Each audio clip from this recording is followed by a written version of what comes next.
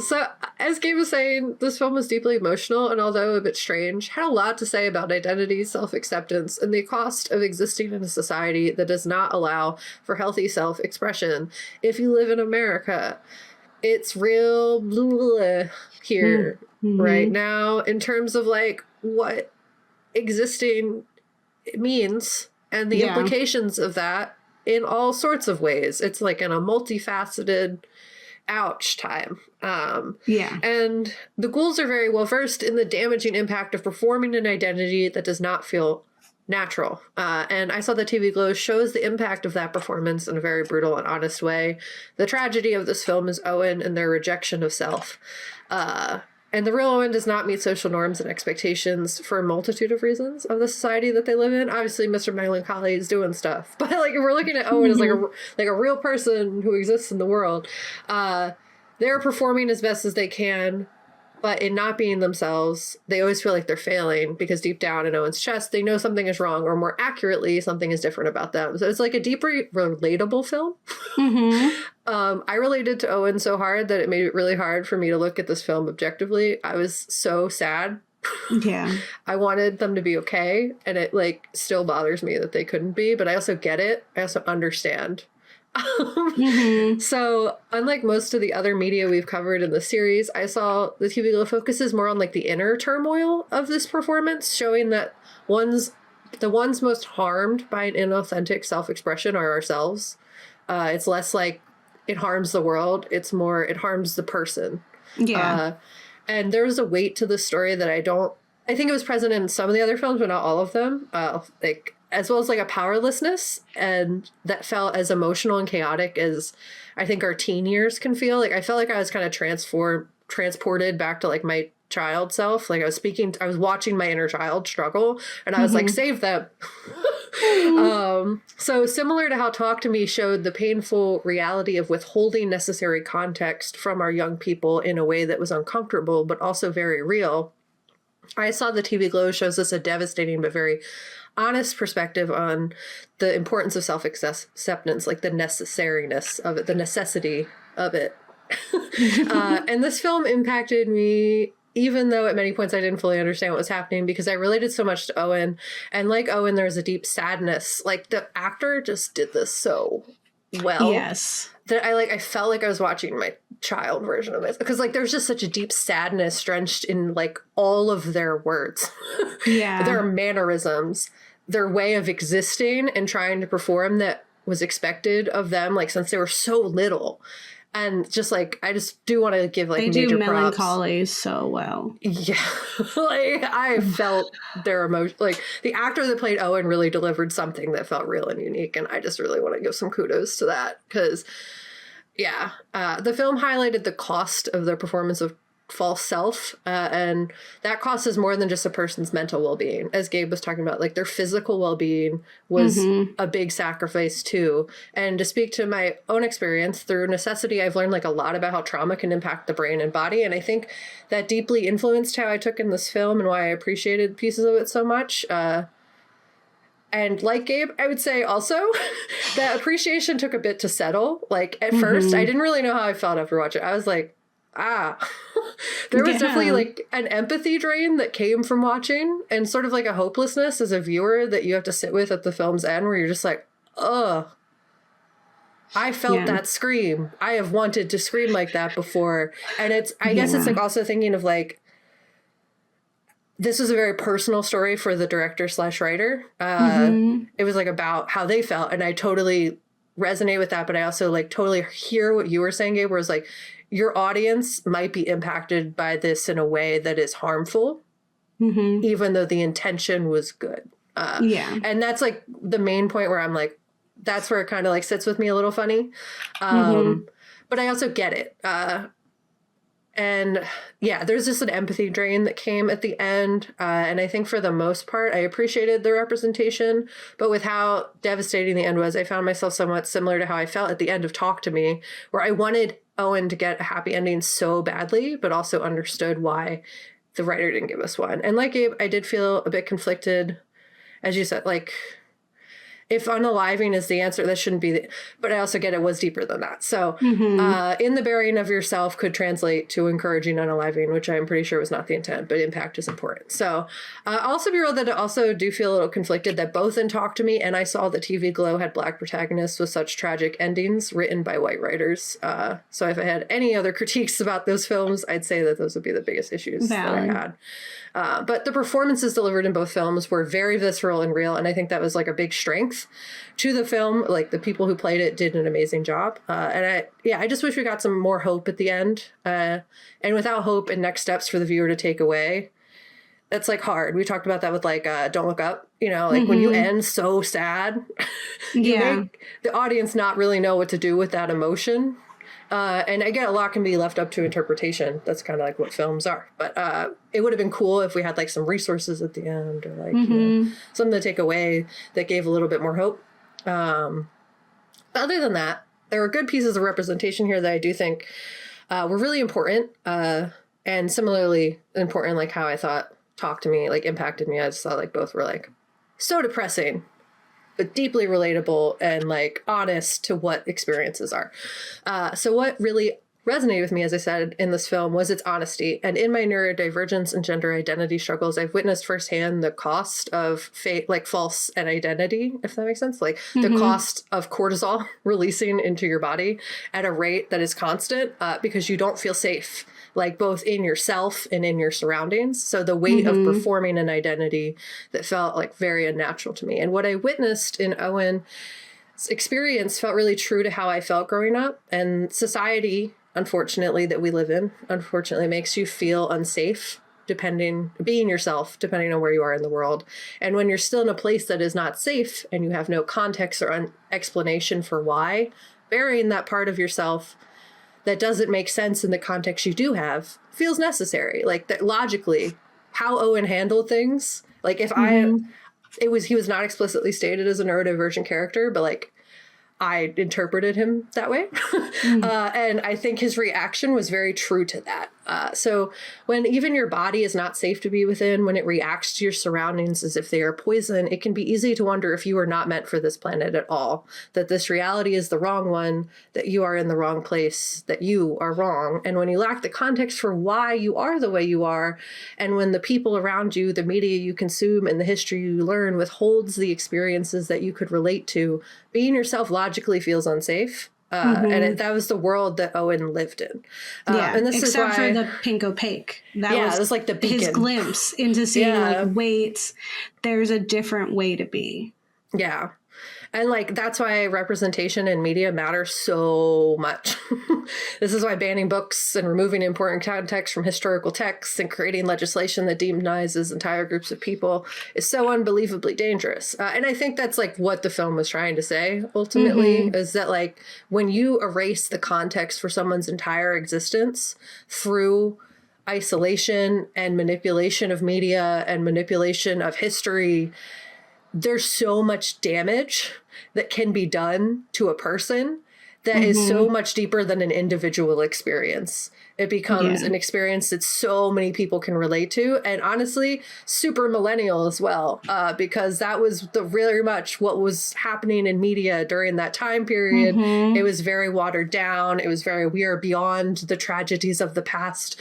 You know, everything's anymore. Good. Yeah, there's no racism. There's no sexism. Like being a human, be gay, you know, don't be gay though. You can't get married. It was like a whole time, you know, the 90s were a weird time. And like a lot of the representation that did exist was not explicitly stated or was represented by people who weren't actually authentically from that community. So there was a lot of just like happening during that time. It just like didn't make sense, that made this like very millennial in that way too. So this film provided a very honest showcasing on a scientific level of how operating in a constant state of survival causes unhealthy levels of cortisol to be released into the body.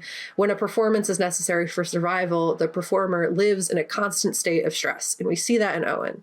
The cortisol damages much more than the mind and causes the body to deteriorate in other ways. So I think like in a lot of ways, this film was trying to be like, hey, if you don't pull yourself out of this, it feels irrational to be like, you're not going to be okay.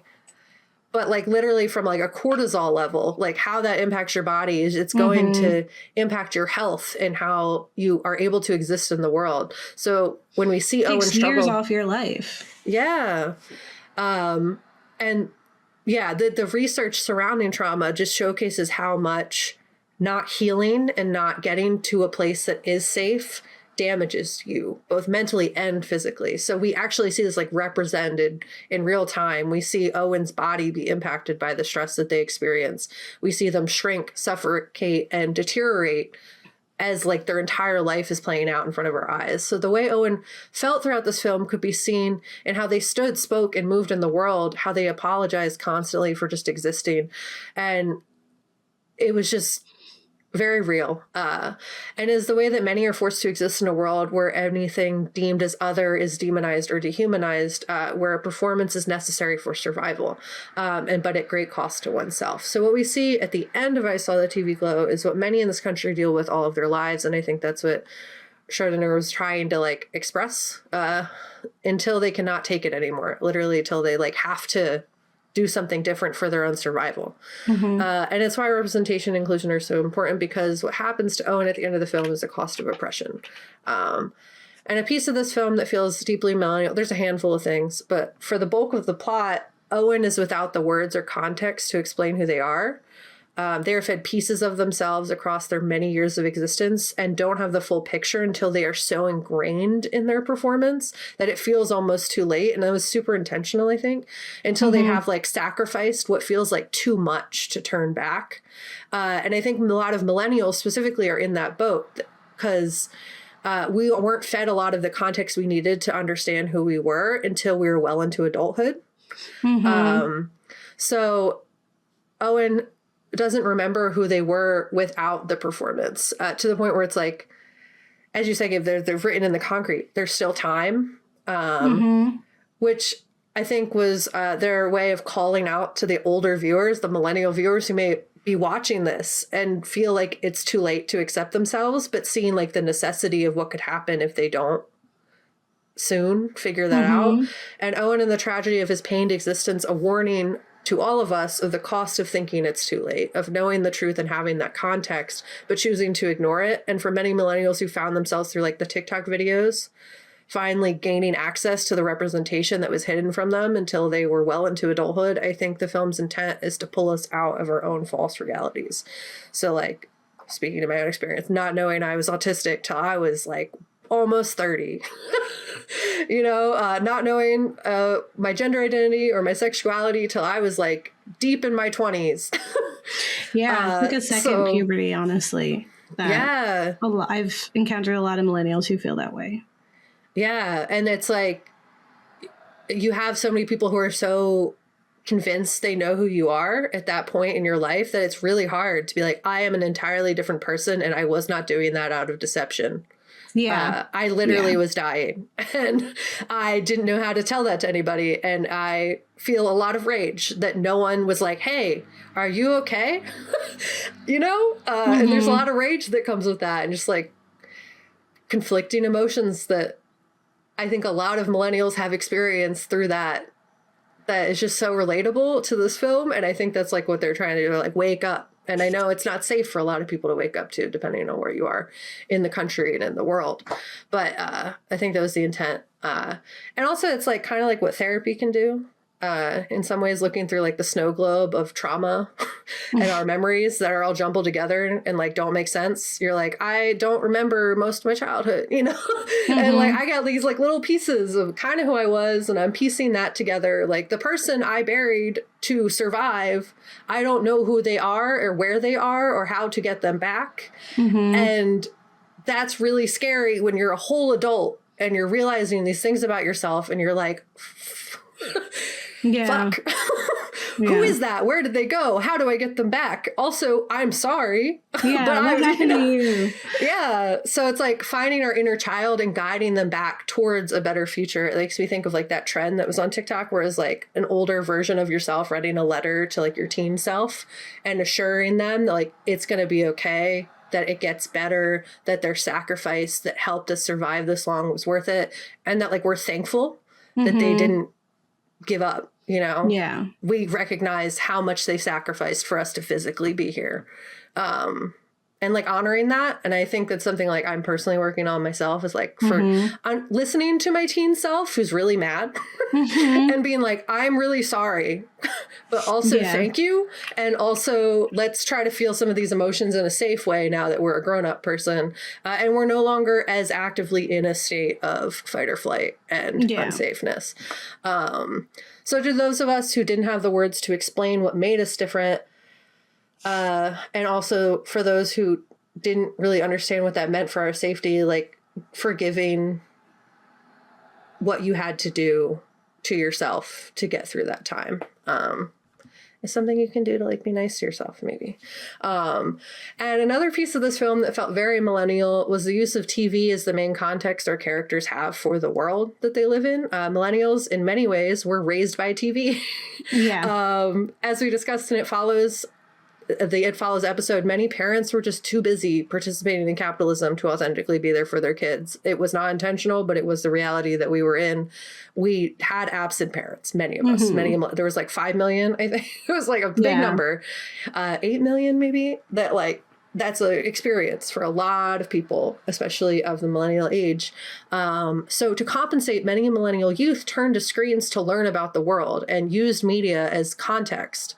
And as an added layer, although it's not explicitly stated, from my perspective, I think Owen's neurodivergence pushes them to rely even heavier on TV to provide more context to the world that they live in. The obsession they didn't have like any like interpersonal relationships, like even like he like has to make up that they're still friends with a boy from before, and it's very clear they don't have any friends, like they don't have any like real life things to learn from.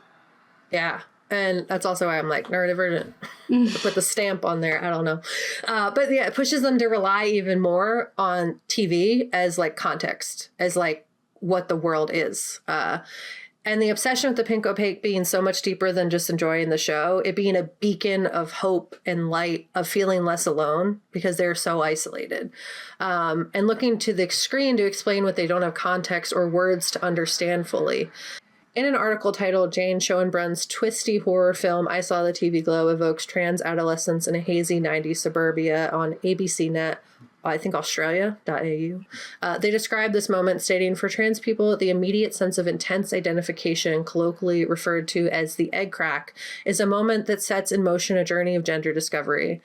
Schoenbrun, who had just started transitioning when they wrote the film, set out to articulate not just the turmoil of dysphoria, but the experience of slowly pulling themselves out of a false reality and beginning the process of working up the courage to come out into transition.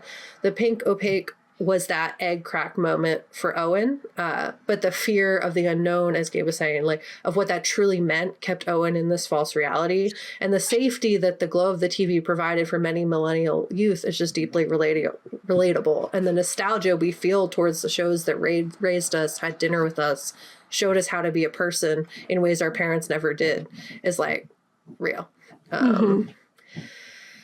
And yeah. And also it's like, there's something gross about like commodification of our nostalgia that like has been exploited for a lot of years at this point, because they know that like the dopamine, the little tiny drips of dopamine that we received from these shows growing up, like we'll put out money to pay for things that remind us of that like beacon of hope that we had, even if it's like the streaming services, you rewatch the show and you're like, oh, that wasn't as good. But you know, they commodified the heck out of it ultimately.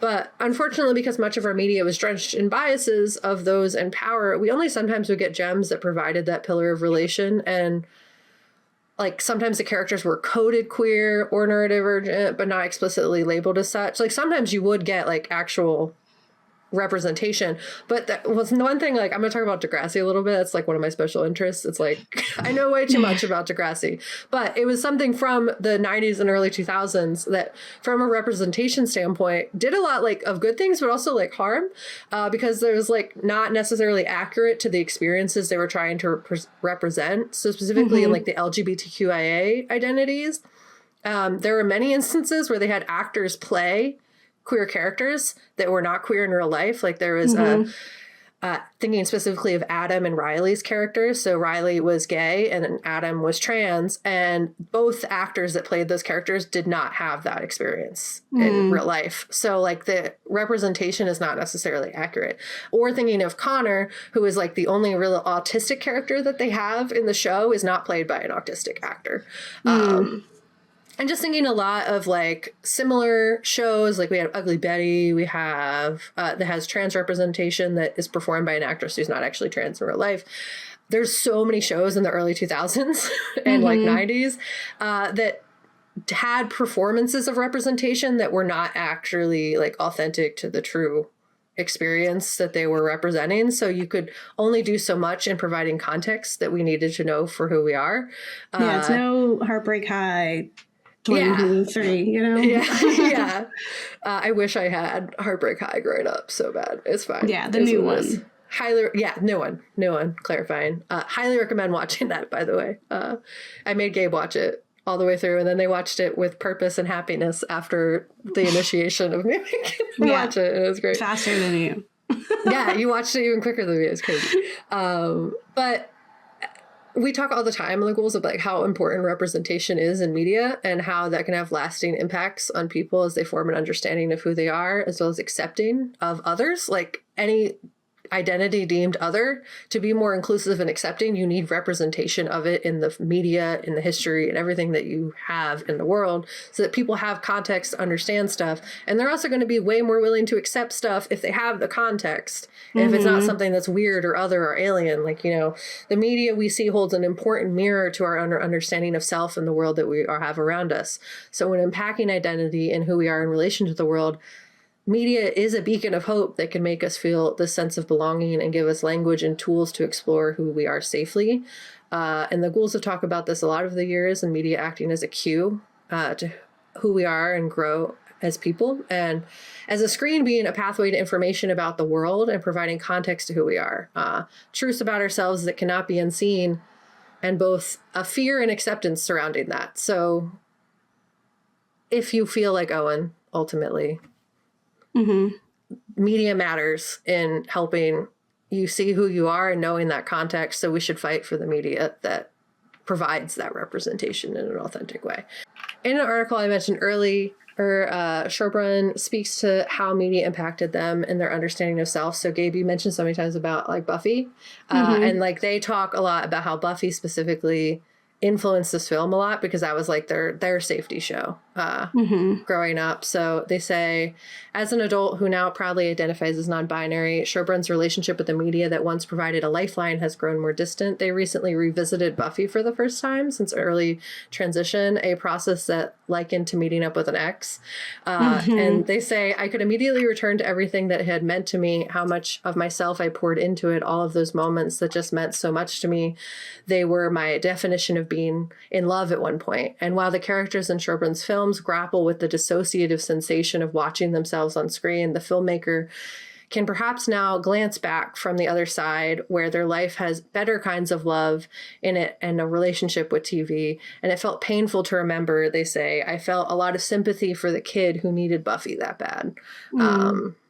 So like recognizing like when you're watching those nostalgia shows, like they might not hit the same, but like you just feel like connected to your child self, your kid version of you who needed that so badly as like a beacon of hope. And that like sometimes rewatching that stuff can actually be healing. But we see like in the actual Pink Opaque, like when Owen rewatches it, it like hits so differently. It's like weird. Yeah, it's like wonky.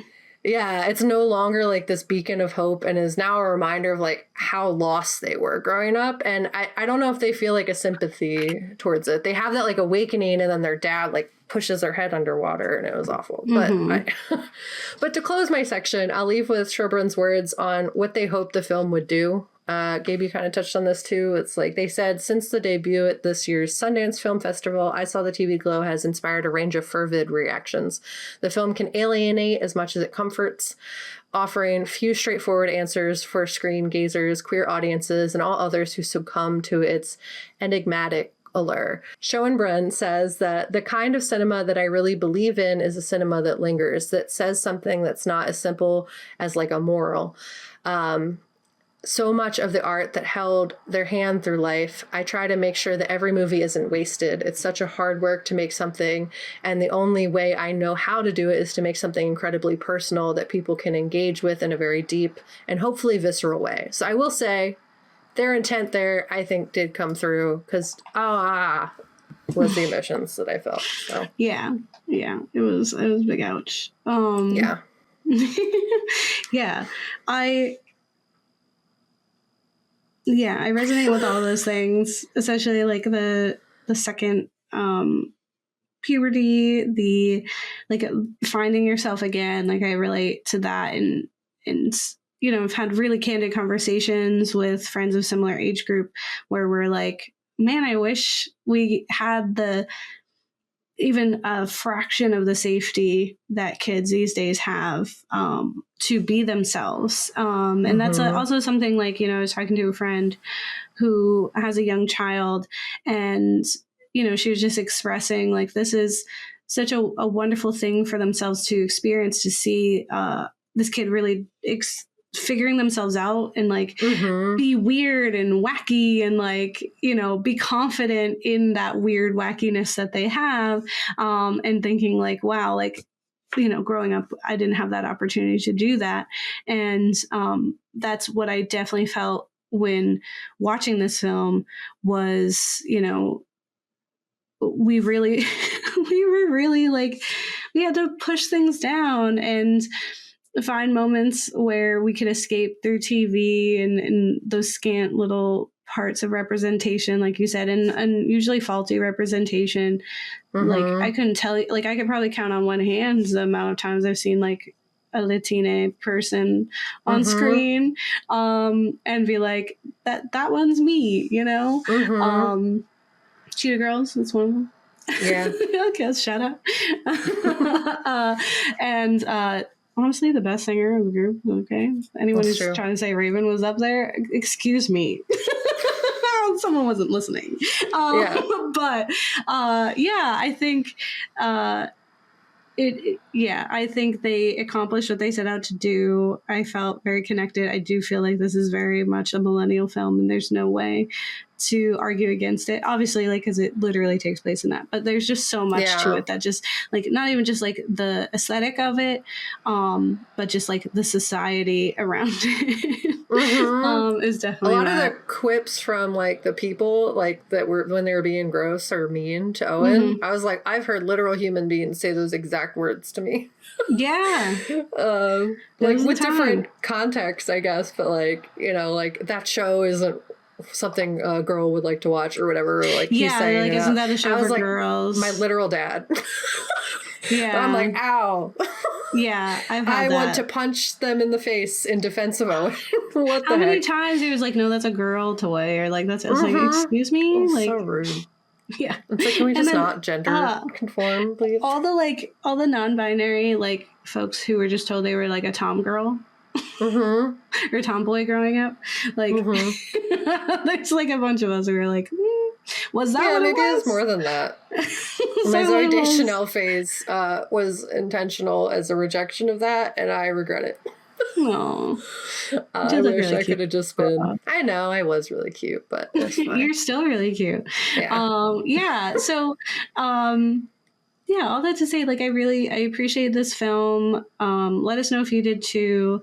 And what like, if you are a millennial, right? What was your comfort TV show? What was the thing that you could watch over and over and over and over again, and feel seen while watching?